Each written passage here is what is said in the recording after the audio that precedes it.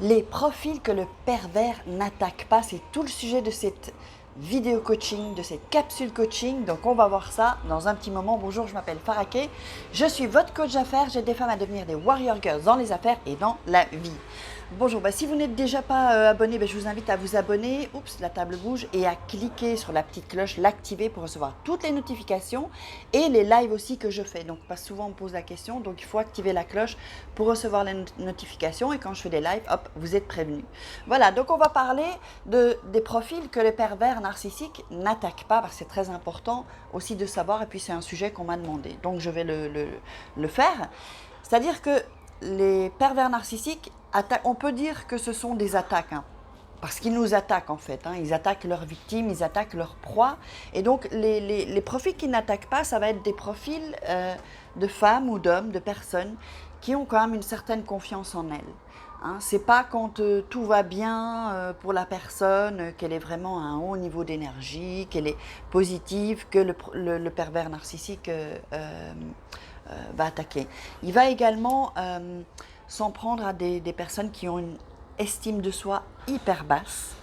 Donc, qu'est-ce que ça veut dire? Ça veut dire que, évidemment, la confiance en soi, on a des moments où on a un peu plus confiance en soi, des moments où on a un peu moins confiance en soi. Des moments où on peut avoir une estime de soi un peu plus basse si on traverse un moment. Et souvent, vous verrez, c'est quand vous traversez une difficulté que vous faites un peu ce genre de rencontre, puisque lui va vous dire que il est c'est Dieu quoi en fait, tout puissant.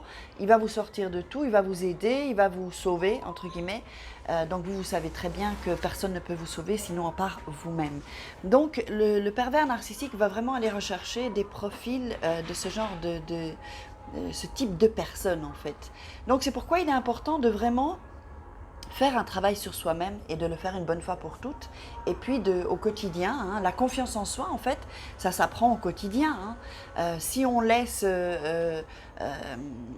baisser la confiance en soi, on repart à zéro, quoi, en fait. Donc c'est en pente. Donc il faut toujours, c'est comme comment est-ce qu'on peut dire, c'est comme c'est une relation, voilà, une fleur, si on l'arrose pas, elle va périr quoi en fait. Et la confiance en soi, l'estime de soi, c'est la même chose.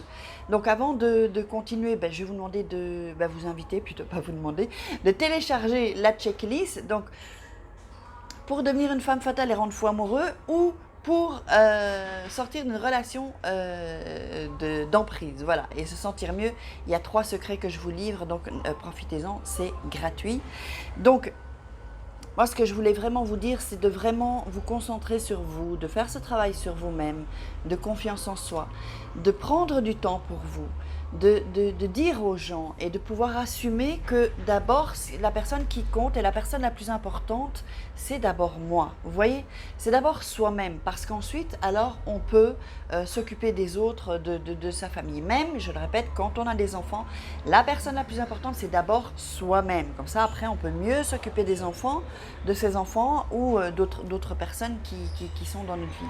Mais l'important vraiment, c'est de cibler, c'est de devenir égoïste en fait, parce que devenir égoïste, on nous apprend que c'est pas bien. Mais en fait, si, c'est bien d'être égoïste. Quand je dis être égoïste, c'est au sens de se prendre soin de soi, s'occuper de soi, de d'abord, je veux dire, si quelqu'un nous demande de rendre service ou un coup de pouce, il faut voir si nous, ça nous arrange quoi en fait. Est-ce que nous, on a envie de prendre du temps sur soit notre travail ou sur nous-mêmes pour aider la personne. Si on ne veut pas, on ne veut pas et on l'assume. On dit non, je ne peux pas en ce moment t'aider, je ne peux pas te rendre ce service. Et il n'y a aucune... il n'y a pas besoin d'être dans la culpabilité parce qu'on n'a pas aidé la personne. Voilà, chaque personne est responsable, on n'est pas responsable on est responsable de personne ni des autres, on est responsable uniquement de nous-mêmes. Et ça, la responsabilité, ça compte énormément.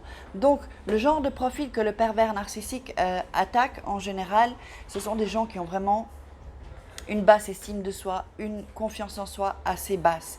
Et puis peut-être des personnes qui sont un peu plus rebelles, là, il va quand même commencer un peu à se méfier. Mais il faut être rebelle dès le départ. Pas être rebelle quand il vous a fait les saloperies. Pas être rebelle quand, parce que là, il est déjà trop tard, vous êtes déjà prise dans le piège en fait.